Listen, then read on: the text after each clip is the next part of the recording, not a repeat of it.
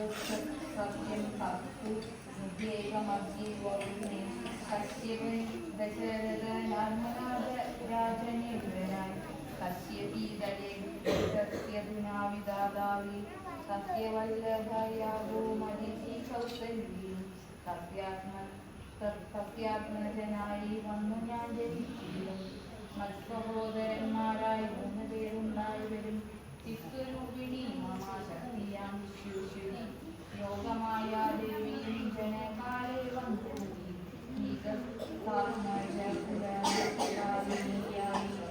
മേദിനി കന്നിയോ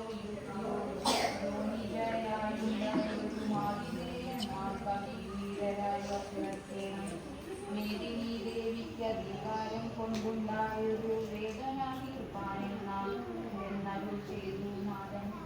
വേദനയാൽ ആ മാതാപിതാക്കളാണ് നമ്മളുടെ കണ്ണിൽ ആദ്യം നാം കാണുന്ന നമ്മളുടെ ആചാര്യർ.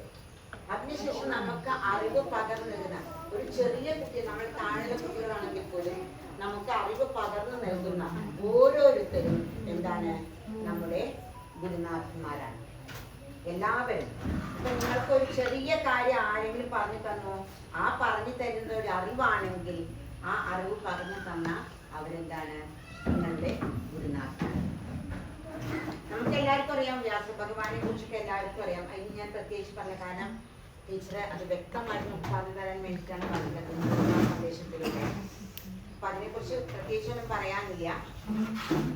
അപ്പൊ ഇന്നത്തെ പൂർണിമ ദിനം നമുക്ക് ഒരു എന്താ പറയാ, നമ്മളുടെ മനസ്സിൽ എന്നും നിറഞ്ഞു നിൽക്കുന്ന ഒന്നായി തീരട്ടെ എന്ന് ആശംസിക്കാണ് ടീച്ചറെ ഈ ഒരു വേദിയിൽ സ്വാഗതം ചെയ്യുന്നു. എന്നാലും കൂടി ഈ ഗുരുപൂർണിമ സന്ദേശം നൽകുന്നതിനായിട്ട് എന്താ ഇന്നത്തെ പ്രത്യേകത? ഗുരുപൂർണിമ. എന്താ ഗുരുപൂർണിമ എന്ന് പറഞ്ഞ എല്ലാ വർഷവും ആചരിക്കാറുണ്ടല്ലോ അല്ലേ? എല്ലാ വർഷവും നിങ്ങൾക്ക് ഗുരുപൂർണിമയ്ക്ക് ഏതെങ്കിലും ഒരു ഗുരു വരും, നിങ്ങളുടെ മുന്നിൽ ഒത്തിരി കാര്യങ്ങൾ പറഞ്ഞു തരും. നമ്മുടെ ചേച്ചി അല്ലേ, നിങ്ങളുടെ HM പറഞ്ഞു തരും, നിങ്ങളുടെ ക്ലാസ് ടീച്ചേഴ്സ് പറഞ്ഞു തരും, രാമായണമൊക്കെ വായിക്കുന്നു കർക്കിടക മാസത്തിൽ അല്ലേ. അപ്പോൾ അത് വലിയൊരു സന്തോഷമുള്ള കാര്യമാണ്. ഒരു വ്യത്യാസം, ചേഞ്ച് എല്ലാവരും ആഗ്രഹിക്കും. ഇന്ന് വ്യാസപൂർണിമ, വ്യാസജയന്തി, അതാണ് ഗുരുപൂർണിമ എന്നറിയപ്പെടുന്നത്.